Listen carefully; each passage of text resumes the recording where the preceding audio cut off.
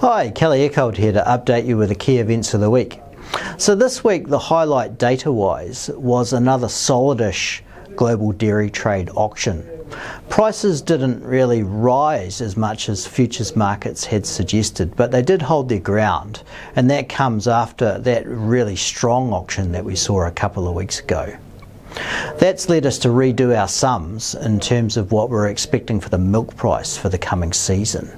You might recall back in February we were one of the first to put out a forecast of $8.40 for the milk price, and now we've revised that up to $8.70, which is a little bit above what Fonterra currently expects at around about $8.50.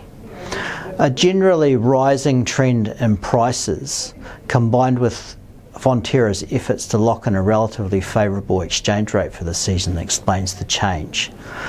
Demand for dairy products globally has generally been rising, and at the same time the supply of dairy products in some of our competitor nations has also been slipping back a bit.